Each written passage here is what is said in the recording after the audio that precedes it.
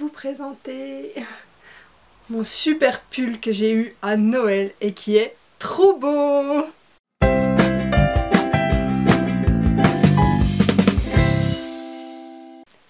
Bonjour les gens, voici une nouvelle vidéo qui sera une vidéo sur mes cadeaux de Noël, mais seulement les cadeaux livresques. Je ne vais pas vous montrer mes chaussons ou ma tirelire ou des trucs qui vous intéressent pas, sauf peut-être ce pull parce qu'il est trop cool. Mais voilà, alors je vais commencer tout de suite par un cadeau qui est tout au-dessus. Donc c'est le cadeau d'un de mes amis, donc merci encore Alex beaucoup parce que franchement... c'est vraiment incroyable ce que tu as fait et c'est vraiment génial de ta part. Donc c'est Peter Darling et c'est de... attendez que je cherche... de Austin Champ. Je sais pas comment ça se dit. Donc il est un petit peu abîmé mais ça c'est pas grave. Il s'agit d'une histoire... d'une réécriture de Peter Pan en fait et qui n'existe que en anglais. Et malheureusement, je ne sais pas lire l'anglais, je suis une brêle, j'ai beau essayer et tout, ça veut pas rentrer, ça veut pas marcher et tout, donc ben voilà, je suis perdue en anglais dès qu'il y a un mot d'anglais. Mais Alex, qui est complètement timbré, mais trop gentil, me l'a traduit parce que c'est son livre préféré et il voulait absolument que je puisse le lire et tout, et donc ça m'a beaucoup touchée. C'était vraiment un super beau cadeau. Mais vraiment fou. Du coup bah je l'ai commencé, j'en suis à là à peu près. On voit pas grand chose, il n'y a pas de nombre de pages donc je peux pas vous dire vraiment. J'en suis au début quoi. Vraiment pas loin, j'en suis au chapitre 4. Donc 4 c'est 4. Je sais quand même mes chiffres. Et voilà, et merci encore, c'est vraiment un super beau cadeau. Ensuite, bon, on va faire les cadeaux de mes parents. Alors, mes parents, ils m'ont offert ce magnifique album Peau d'homme de Hubert et Zanzime, et qui est juste une beauté, mais une beauté cet album, mais oh là là, c'est une bande dessinée, donc une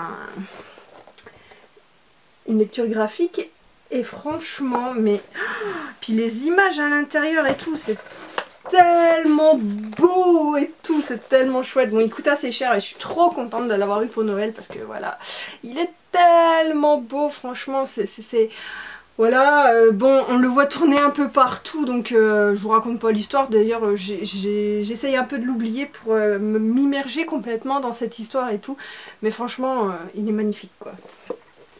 Et le deuxième graphique que j'ai demandé, c'est Le Garçon Sorcière de Molly Knox Ostertag aux éditions Kinaï. Voilà, donc c'est le premier tome. Apparemment il y en a 3, je sais pas s'il y en aura plus que 3 et tout, mais bon, j'ai le premier tome et vraiment... oui, c'est marqué série en 3 tomes. Donc j'achèterai les tomes suivants et tout si le premier tome me plaît. Et vraiment je suis trop contente aussi, je le trouve très très beau aussi. Donc c'est l'histoire d'un garçon. En fait c'est dans un monde où les filles sont des sorcières et les garçons sont je sais plus quoi. Mais voilà, les garçons peuvent pas être des sorcières et les filles peuvent pas être des métamorphes peut-être, un truc comme ça, enfin bon bref.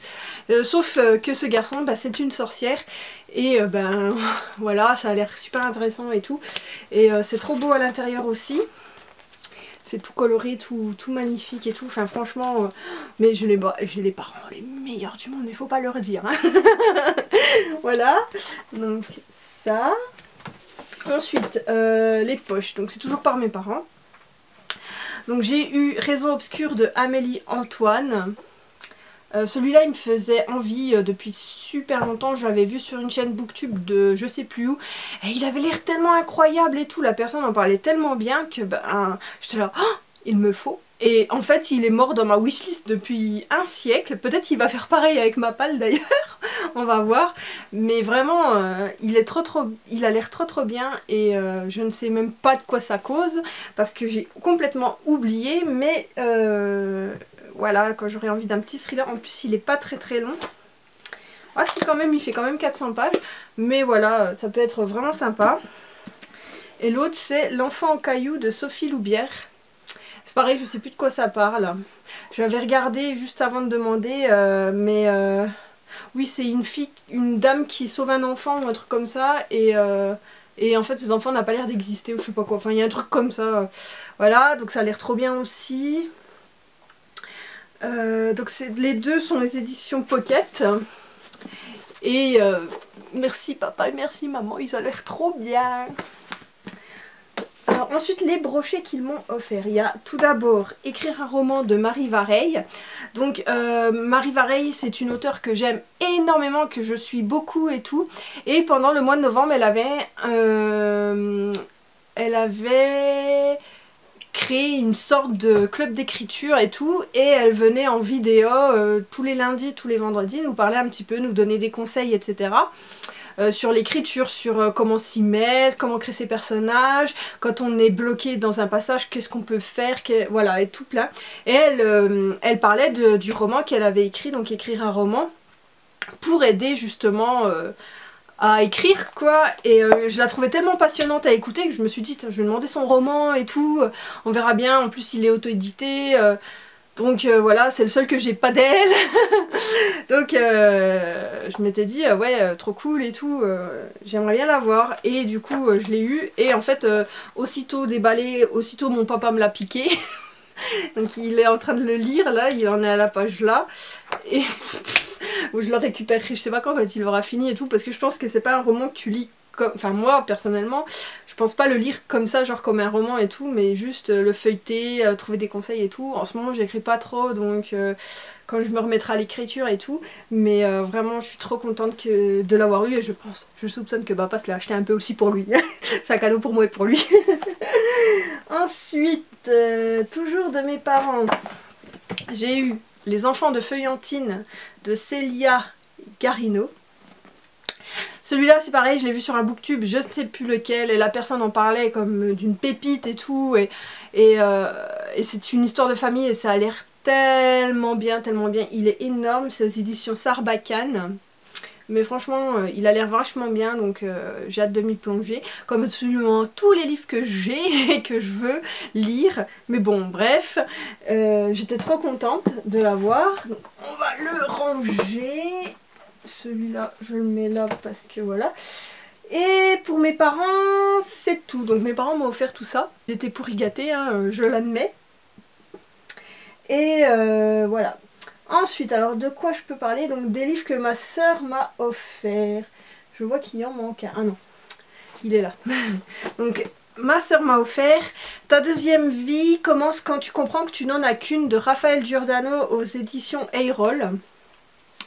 J'avoue que je suis un peu dubitative par cet achat parce que dans le sens où ben c'est pas trop mon type de lecture, c'est du développement personnel. Et alors oui c'est un roman, mais un roman de développement personnel quand même, et c'est vrai que c'est pas trop mon truc. Elle m'a expliqué que des fois j'avais envie de trucs doudou et tout, et que j'en avais pas beaucoup dans ma palle, donc ben pour une fois j'aurai un truc, si je suis en mode j'ai envie de trucs doudou, et ben d'avoir ça. Donc on verra ce que ça donne. Elle m'a dit qu'elle l'avait écouté un petit peu et tout pour savoir, et que ça avait l'air bien et tout, donc ben, je vais lui laisser sa chance, puisque voilà, je l'ai eu de la part de ma gentille frangine.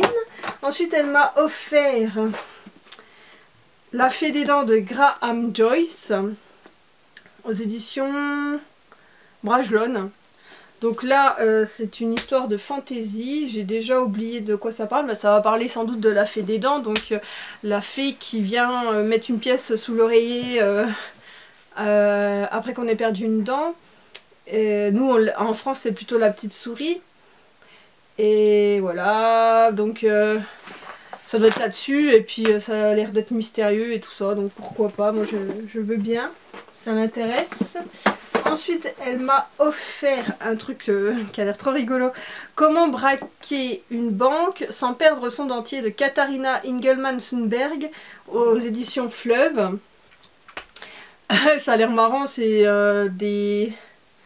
des personnes âgées qui vont braquer une banque, voilà, comme le titre l'indique. Mais voilà, je sais pas trop, ça va être marrant. Ça a l'air d'être marrant en fait, ça a l'air d'être une lecture rigolote et tout. Et j'aime bien les histoires avec des personnes âgées et tout. En général, je trouve ça super touchant, et franchement, ça me donne envie. Donc on va voir pourquoi ils ont prévu de braquer une banque, comment ils vont s'en sortir, etc. ça peut être sympa.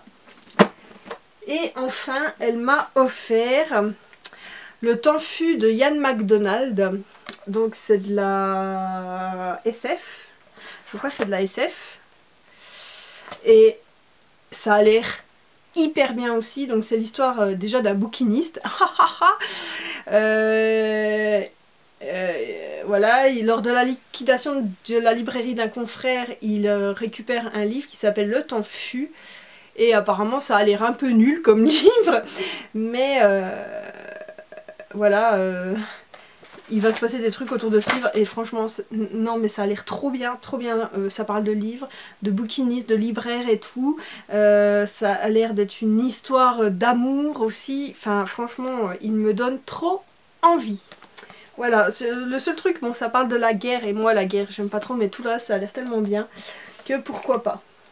Et je crois que c'est tout. Donc je vous ai présenté tous les livres que l'on m'a offerts. Maintenant je vais vous présenter les livres que je me suis offert à moi, de moi à moi, avec l'argent que j'ai eu.